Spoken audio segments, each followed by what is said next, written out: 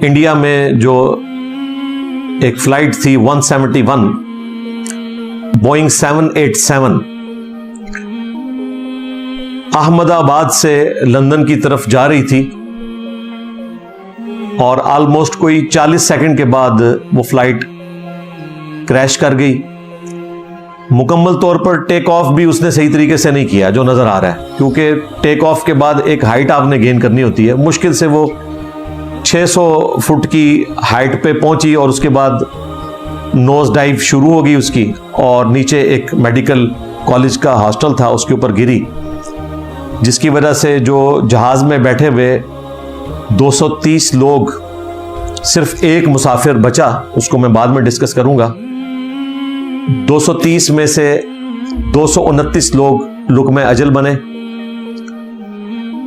12 کرو کے ممبر تھے, وہ سب کے سب اس میں جاں بحق ہو گئے. اور نیچے جو میڈیکل کالج کا ہاسٹل جس کے اوپر وہ جہاز جا کر گرا, ویڈیو بھی ریکارڈ ہے, کافی دردناک مناظر ہیں, اس میں بھی کوئی 33 کے قریب لوگ مارے گئے اور کافی سارے لوگ زخمی ہیں, اور فگرز وہ بڑھتے جا رہے ہیں. یہ انڈیا کی ایویشن کی ہسٹری کے ورسٹ ترین جو ڈیزاسٹرز تھے ان میں سے ایک ایئر کریش تھا. ایک چھوٹی سی غلطی ہوتی ہے جس کی وجہ سے یہاں تک نوبت آ جاتی ہے. ابھی انویسٹیگیشن اس کی جاری ہے. ویسے کچھ عرصے سے بوئنگ کا ریکارڈ کوئی اتنا اچھا نہیں ہے, اس کے مقابلے میں ایئر بس کے جو جہاز ہیں وہ زیادہ اچھے طریقے سے پرفارم کر رہے ہیں. لیکن یہ جو 787 ہے اس کا یہ پہلا حادثہ ہوا ہے. ڈریم لائنر ایک اچھا طیارہ اس حوالے سے تصور کیا جاتا تھا. اب اس کے بعد کئی ایک ویڈیو سامنے آئی ہیں کہ اس سے پہلے جتنی فلائٹس ہوئیں اس میں کافی ساری کمزوریاں لوگوں نے نوٹ کی اور وہ ہائی لائٹ کر رہے ہیں. وہ تو انویسٹیگیشن کے بعد پتہ چلے گا کہ اصل اس کی وجہ کیا تھی. لیکن اس میں بہت بڑی عبرت ہے. پوری دنیا کے اندر آپ دیکھتے ہیں کہ روزانہ ہزاروں ایکسیڈنٹس ہوتے ہیں, وہ اتنی بڑی خبر نہیں بنتے. لیکن ایئر کریش بہت بڑی خبر اس لیے بنتا ہے کہ بلک میں اتنے زیادہ لوگ اکٹھے مارے جاتے ہیں. کسی جگہ پر کوئی روڈ ایکسیڈنٹ ہوگا, 5 لوگ 10 لوگ, زیادہ سے زیادہ 15-20 لوگ مارے جاتے ہیں. اسی طریقے سے موٹر بائک کے ایکسیڈنٹ کے اوپر 2 یا 3 لوگ مارے جائیں گے. ٹرین ایکسیڈنٹ بھی ہوگا تو کم لوگ ہی مرتے ہیں, ظاہر ہے ٹرین کے ڈبے کافی مضبوط ہوتے ہیں. لیکن ایئر کریش اگر ہو جائے تو سارے کے سارے ہی مارے جاتے ہیں. پھر دنیا میں سب سے محفوظ ترین سفر بھی ایویشن کا ہی سمجھا جاتا ہے, اور یہ حقیقت بات ہے. اس کو اگر آپ کمپیئر کروائیں ٹرین کے سفر کے ساتھ, بسوں کے سفر کے ساتھ, موٹر بائکس کے ساتھ, تو کوئی ریشو پروپورشن ہی نہیں بنتی. بہت بڑا ڈفرنس ہے. دنیا کا محفوظ ترین سفر ہے.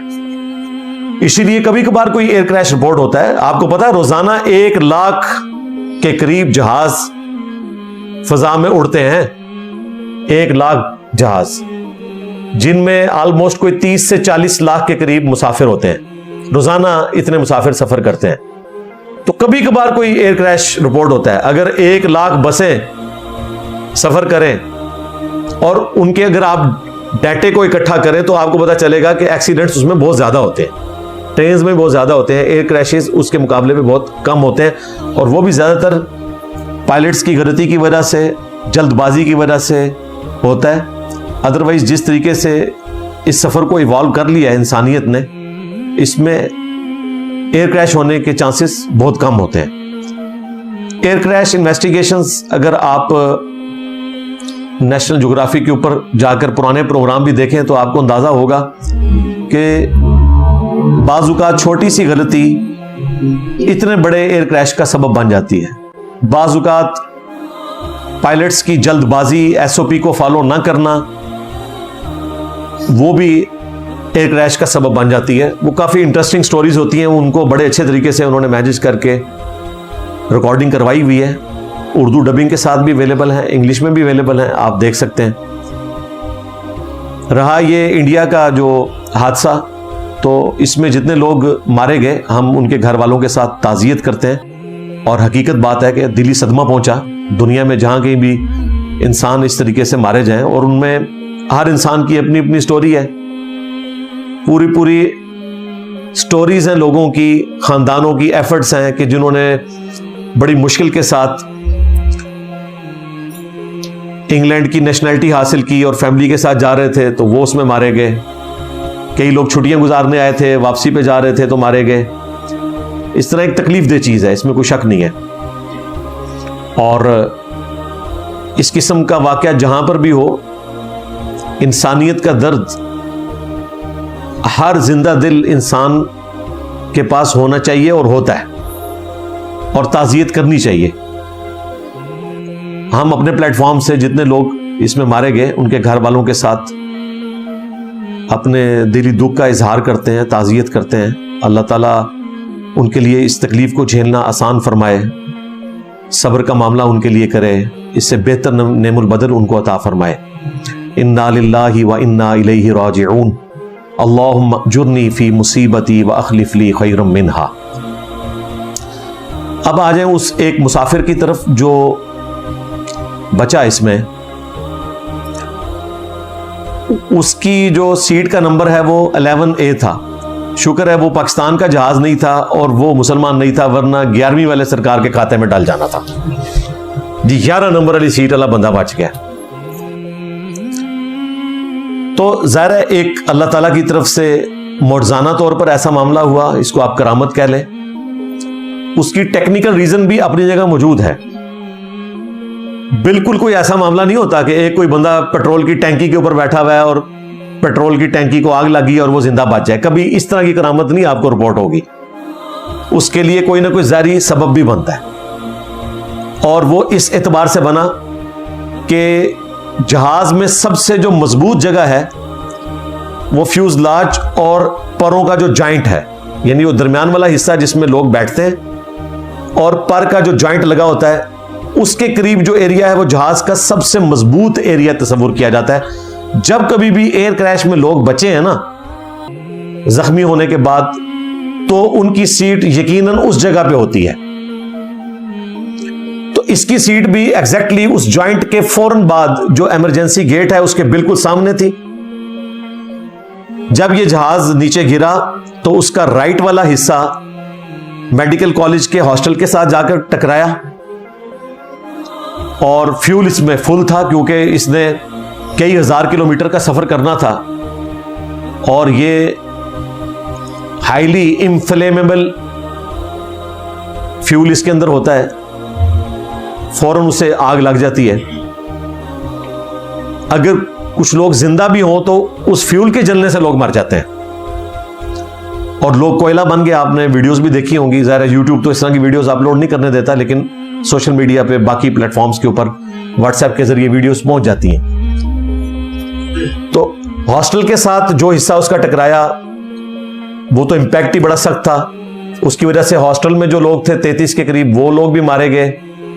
کچھ لوگوں نے بلڈنگ سے چھلانگ لگا کر، چند سیکنڈز کی گیم تھی، جان بچا لی، اور جب آگ لگی پھر تو ظاہر ہے جتنے لوگ تھے وہ جل گئے.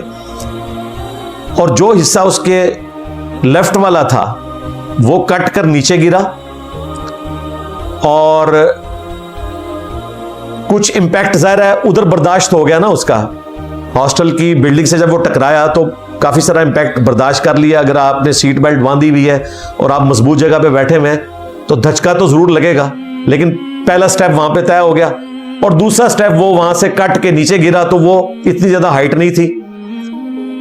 تو ایک بندہ جو اس مضبوط والے پورشن کی سیٹ نمبر 11A پہ بیٹھا ہوا تھا اور ساتھ ہی ایمرجنسی کا گیٹ تھا، جیسے ہی وہ نیچے گرا تو اسے تھوڑی بہت نو ہاؤ تھی. اگرچہ وہ انڈین تھا لیکن وہ UK نجات تھا، وہاں کا رہنے والا تھا. وہ کہتا ہے میں نے دیکھا کہ جو میرے فوراً ساتھ ایمرجنسی گیٹ ہے وہ امپیکٹ کی وجہ سے کھل گیا ہوا ہے، تو میں فوراً اس میں سے بھاگا. اور کہتا ہے چند سیکنڈز کی گیم تھی، جیسے ہی میں بھاگا ہوں تو فیول وہاں پہ بھی پہنچا اور وہ بھی ساری آگ لگ گئی. میرا بھائی بھی ساتھ بیٹھا تھا، وہ بھی جل گیا. اگر وہ بھی ٹائملی نہ اٹھتا تو اس نے بھی مارا جانا تھا. اور آپ نے ویڈیو میں دیکھا ہے وہ چلتا ہوا آ رہا ہے، اسے زخم بھی بڑے معمولی سے آئے ہیں. انڈین پرائم منسٹر جو ہیں وہ ہاسپٹل میں اسے دیکھنے کے لیے بھی گئے تھے، پھر انہوں نے فوٹو سیشن بھی کروایا وہاں پہ، وہ آپ نے دیکھا. تو اس کی ٹیکنیکل ریزن یہی تھی کہ وہ ایک مضبوط جگہ پہ بیٹھا تھا, سیٹ بیلٹ باندھی بھی تھی, ٹائملی وہ نکل گیا, اور ایمرجنسی گیٹ وہاں پہ تھا, اسے یہ پتا بھی تھا کہ یہاں سے میں نکل سکتا ہوں, اور وہ گیٹ بائی چانس اس وقت کھلا بھی ہوا تھا. یہ ساری چیزیں فیوریبل ہوئیں, اس کی جان بچ گئی. اللہ تعالیٰ نے اس کی زندگی لکھی بھی تھی, لیکن حالات و واقعات کو فیوریبل اس کی حق میں کیا. تو یہ کرامت والا معاملہ آپ کہہ لیں یا کوئی معجزانہ جان بچانے والا معاملہ کہہ لیں, وہ اللہ تعالیٰ نے اس کے لیے مینج کر لیا اور وہ بچ گیا. اس کی وجہ سے اس کی کوئی بزرگی ثابت نہیں ہو جائے گی. کل کو وہ یہ کلیم کرنا شروع کر دے کہ فلاں دیوی کا لاکٹ میں نے گلے میں لٹکایا تھا اس لیے میں بچ گیا. ظاہر پاکستانی ہوتے تو انہوں نے یہی کہنا تھا کہ فلاں پیر صاحب کا تعویذ لٹکا ہوا تھا, نقش نالین میں نے جیب میں رکھا ہوا تھا. اس قسم کی لوگ باتیں کرنا شروع کر دیتے ہیں, تو اس لیے میں بچ گیا. بھئی اللہ نے بچا لیا, حالات و واقعات اس کے لیے فیوریبل کیے. اس طرح کوئی بندہ 100% شیورٹی کے ساتھ نہیں کہہ سکتا کہ یہ جو اس کا بچنا ہے اللہ تبارک و تعالیٰ کی طرف سے کوئی کرامت والا معاملہ ہوا ہے یا حالات و واقعات فیوریبل ہوئے ہیں. بہرحال ہر صورت میں اللہ تعالیٰ نے اس کی زندگی لکھی بھی تھی, اس سے پہلے اسے موت نہیں آنی تھی, لیکن حالات و واقعات بھی فیوریبل ہوتے ہیں تو یہ سارے معاملات ہوتے ہیں. یہ میں اس لیے بات کر رہا ہوں کہ پچھلے دنوں آپ کو پتا ہے کہ عامر قذافی نام کا ایک حاجی جس کے بارے میں مشہور ہوا کہ اب وہ وہاں پہ جا کے فوت ہو گیا, پھر بعد میں پتا چلا وہ خبر بھی جعلی نکلی. پھر یہ بھی خبر نکلی تھی کہ موریتانیہ کا ایک جہاز گر گیا, اس میں اتنے حاجی شہید ہو گئے, وہ بھی خبر جعلی نکلی. اب یہ جو خبر ہے کہ جی لیبیا کا جہاز اڑا اور کچھ دیر بعد وہ واپس آ گیا کیونکہ عامر قذافی اس میں نہیں بیٹھا تھا, کوئی اس کی ٹیکنیکل ایشوز آ گئے تھے جہاز کے, تو اسے واپس آنا پڑا. اس کو انہوں نے ریلیٹ کیا اس عامر قذافی کے ساتھ کہ اس کو چونکہ جہاز لے کر نہیں اڑا تھا اس لیے جہاز واپس آیا. ایک دفعہ واپس آیا, پائلٹ نے اسے سوار نہیں کیا اور پھر جہاز اڑا. پھر تھوڑی دیر بعد وہ واپس آ گیا اور پھر پائلٹ نے کہا کہ جی مجھے لگتا ہے کہ اس کے بغیر اگر ہم گئے تو یہ جہاز نہیں پہنچے گا. عین ممکن ہے کہ ایسا ہی ہو کہ اس نے یہ سمجھا ہو کہ یہ کوئی غیبی معاملہ ہے, اور عین ممکن ہے کہ اس پائلٹ اور اس مسافر کی یا اس ایئر لائن کی کوئی ملی بھگت ہو. ہم نہ اس کو انڈورس کرتے ہیں نہ اس کی مخالفت میں بات کرتے ہیں, کیونکہ جب اتنی ساری جعلی خبریں نکل رہی ہوتی ہیں ان میں کوئی ایسی بات بھی ہو سکتی ہے. اور عین ممکن ہے کہ اس نے یہ سمجھا ہو کہ میں اس کو لے کر چلا جاؤں. لوگوں نے اسے کرامت بنایا کہ جی وہ جہاز اس لیے واپس آیا کہ اس کو لے کے جانا تھا. اور پھر کئی لوگوں نے مجھے بھی ٹیگ کیا جی انجینئر صاحب آپ اس کرامت کا بھی انکار کریں گے. انجینئر صاحب تو کرامت کو مانتے ہیں بھائی, کرامت کو جو نہ مانے وہ تو کافر ہے. آپ تو شاید اسے گمراہ سمجھتے ہو, میں تو کافر سمجھتا ہوں. کرامت کا ذکر تو قرآن میں موجود ہے, کئی یہ کرامتیں آئی ہیں, لیکن یہ انسان کے اختیار میں نہیں ہوتی. وہ عامر قذافی نے کہیں یہ نہیں کہا کہ یہ جہاز جو ہے وہ ٹیکنیکل خرابی کی وجہ سے واپس آ جائے گا. اور وہ اگر یہ کہہ بھی دیتا تب بھی جب تک انڈیپینڈنٹ سورس نہ ہو, کیونکہ دوسری طرف یہ بات بھی سامنے آ رہی ہے کہ لیبیا کی جو ایئر لائن ہے وہ لاس میں جا رہی تھی, تو انہوں نے کوئی اس طرح کی ایک ایکٹیویٹی اس لیے بھی پرفارم کی ہے تاکہ لوگوں کو اپنی طرف متوجہ کیا جائے. تو مسلمانوں سے یہ کام کرنا بھی کوئی بعید نہیں ہے. اس لیے ہمارے پاس کوئی سورس نہیں ہے, ہم نہ اس کا انکار کرتے ہیں نہ اس کا اقرار کرتے ہیں, لیکن اگر کوئی اقرار بھی کرے تو ایسا معاملہ ہو سکتا ہے. اور دیکھیں اللہ تعالیٰ نے اس ہندو کے ساتھ بھی معاملہ کر دیا کہ 242 میں سے ایک بندہ بچا ہے اور وہ ہندو ہے. اور وہاں پہ تو آپ دیکھیں اتنے بڑے جہاز کو آگ لگ گئی, ایئر کریش ہو گیا. اگر آپ ریشو پروموشن میں دیکھیں تو یہ بڑی کرامت ہے, لو سامو. تو پھر کہیں گے نہیں اللہ تعالیٰ جسے بچا لے, تو بھائی اس میں سے نکالنا کیا ہے؟ اگر ہندو کو اللہ تعالیٰ بچا رہا ہے تو اس کی وجہ سے اس کی بت پرستی جسٹیفائی نہیں ہوتی. بالکل اس طریقے پہ ایک مسلمان کو اگر اللہ تعالیٰ بچا لیتا ہے یا اس کے لیے کوئی حالات و واقعات فیوریبل کر دیتا ہے حج کے لیے, تو اس کی کوئی بزرگی جسٹیفائی نہیں ہو جائے گی. اور جو یہ بزرگوں کے نام لے رہے ہیں وہ تو ویسے ہی ہمارے سامنے ذکر نہ کریں. وہ بندہ کلین شیو تھا, اعلیٰ حضرت کے نزدیک وہ فاسق ملعن ہے, اور فاسق ملعن کی کوئی کرامت نہیں ہوتی ہے. لو سامو. ہاں, جو بندی تو ویسے نہیں مانیں گے داڑھی منڈے کو, اور اہل حدیث تو آپ کو پتا ہے وہ تو مٹھی داڑھی والوں کو بھی صحیح نہیں سمجھتے ہیں. تو ساروں کے نزدیک کوئی کرامت والا معاملہ کوئی نہیں ہے. لہٰذا ہمیں کوئی کسی قسم کی دھونس نہ لگایا, ہم تو کرامت کو پہلے ہی مانتے ہیں. ہم تو سمجھتے ہیں کہ ہمارا پلیٹ فارم یہ کرامت ہے کہ ایک اکیلا بندہ اپنے پلیٹ فارم سے آواز کو بلند کرتا ہے اور 1200 سال کے بزرگ بابوں کے جعلی بنائے ہوئے عقیدے اللہ تبارک و تعالیٰ تباہ و برباد کر دیتا ہے ایک رد سے. میں نبی سا ہے ہی کوئی نہیں, تیرے بابے تھے شے ہی کوئی نہیں. تو کرامت ہے, یہ پلیٹ فارم خود کرامت ہے, میں نے دکھائی نہیں ہے, اللہ کا کرم ہوا ہے ہمارے اوپر. تو کرامت کو تو ہم مانتے ہیں, لیکن اس طریقے سے چیزوں کو پریزنٹ کر کے دوسروں کی ہو تو کہتے ہیں نہیں جی اتفاقی امر ہے, اپنی ہو جائے تو کرامت ہے. جنید جمشید صاحب کی شہادت کے بعد اگر کسی دیوبندی کو خواب آئے اور نبی علیہ السلام کی بشارت ملے تو کہتے ہیں نہیں, نبی علیہ السلام کو خواب میں دیکھا ہی نہیں ہے, ہمیں کیا پتا کہ وہ حضور علیہ السلام ہی آئے تھے یا کوئی اور, کیونکہ حضور کی گارنٹی تو اپنی شکل کے لیے ہے. پھر ان کو صحیح مفہوم یاد آتا ہے حدیث کا, اور اگر اپنا نکل آئے تو اسے جسٹیفائی کرتے ہیں. اس طریقے سے دیوبندی جو ہیں وہ بریلویوں کی کوئی اس قسم کی بشارت نہیں مانیں گے, اپنے حق میں مان لیں گے. پھر جنازوں کو دیکھو انہوں نے کتنی بڑی دلیل بنایا ہوا تھا کہ جی بڑا جنازہ جو ہے نا وہ کسی کی بزرگی کی علامت ہے. تو بھائی مولانا مودودی رحمہ اللہ کا جنازہ جو ہے وہ پاکستان کی ہسٹری میں محمد علی جناح رحمہ اللہ کے بعد سب سے بڑا جنازہ مولانا مودودی کا ہوا ہے. اس زمانے میں جب سوشل میڈیا نہیں تھا, 1979 میں بلیک اینڈ وائٹ ان کی ویڈیوز رکھی ہوئی ہیں جنازے کی. قذافی اسٹیڈیم پورے کا پورا بھرا ہوا تھا اور لوگ باہر تھے, جبکہ لینڈ لائن فون بھی شاید ہزاروں میں سے کسی گھر میں ہوتا تھا. آج کے اعتبار سے دیکھیں تو کسی کا جنازہ اتنا بڑا نہیں ہے, لیکن یہ کیا کہتے ہیں 100 یہودی تھے ایک مودودی. ٹھیک ہے, تو کس کو دوست لگاتے ہیں.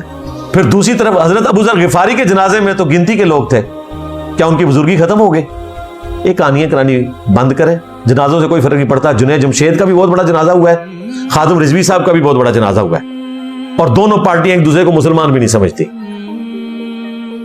پچھلے دنوں اہل حدیث کے ساجد میر صاحب کا کتنا بڑا جنازہ ہوا ہے, اور اہل حدیث کو اللہ معافی دے یہود و نصارہ سے بدتر سمجھتے ہیں اعلی حضرت اور ان کے ماننے والے. تو جنازہ تو بہت بڑا ہوا ہے, مان لیں بزرگی کو. اس طرح نہیں ہوتا, ایسا تو نہیں ہوتا. علمی دلائل کے اوپر بات ہونی چاہیے.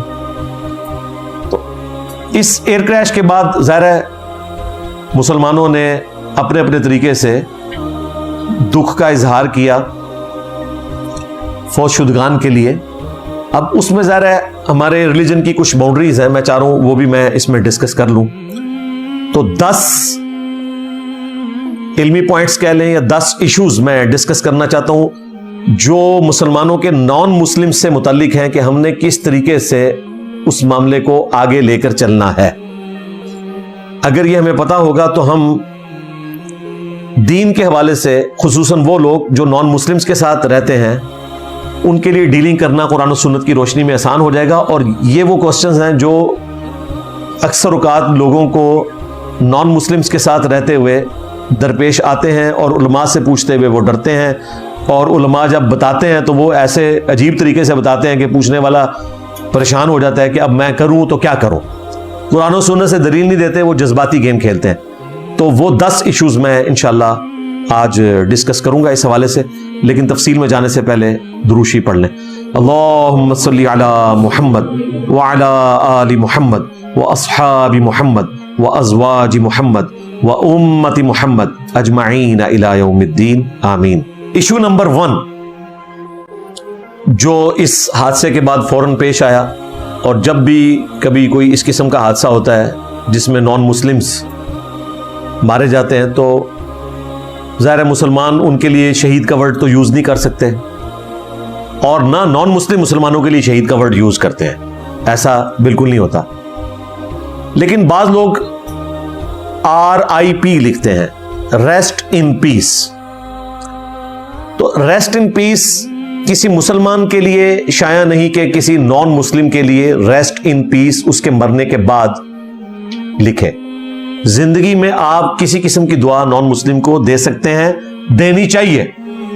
میں نے دھروو راٹھی کے لیے حافظہ اللہ تعالی استعمال کیا, ٹرمپ کے لیے استعمال کیا, مودی کے لیے من الجنۃ والناس, کہ اللہ تعالیٰ حفاظت کرے اور شیطانی کاموں سے ان کو بچائے, اور اگر ان کی قسمت میں ہدایت ہے تو ایمان کی دولت سے سرفراز فرمائے. زندگی میں آپ دعا دیں گے, ونس جو بندہ دنیا سے چلا گیا آپ اس کے لیے دعائے مغفرت نہیں کر سکتے اگر وہ نان مسلم ہے. مسلمان ہے تو ضرور کریں. اس کا ثبوت سورہ التوبہ کی آیت نمبر 113 ہے, جس میں اللہ تعالی نے فرمایا کہ نبی صلی اللہ علیہ وآلہ وسلم اور اہل ایمان کے لیے یہ شایع نہیں ہے کہ اگر کوئی ان کا قریبی رشتہ دار بھی کفر و شرک کی حالت میں مرا تو اس کے حق میں دعا کریں. یہ ان کے لیے شایع نہیں ہے جب انہیں پتا چل گیا کہ وہ اہل جہنم میں سے ہے. ظاہر نبی کو تو ڈیفینیٹلی پتا ہے, لیکن ہم تو ظاہر اندازے سے بات کریں گے, فتویٰ ظاہر پہ لگے گا. جو دنیا میں کفر کی حالت سے گیا ہم اس کے لیے دعائے مغفرت نہیں کریں گے. البتہ افسوس کا اظہار کر سکتے ہیں, ریسٹ ان پیس لکھ کر نہیں. ظاہر یہ تو آپ جنت کی دعا دے رہے ہیں نا, انا للہ و انا الیہ راجعون. ہر مصیبت کے اوپر آپ یہ دعا کر سکتے ہیں, نان مسلم کے بننے کے اوپر, کہ ہم اللہ ہی کی طرف سے آئے تھے, ہم نے بھی لوٹ کر اللہ ہی کی طرف جانا ہے.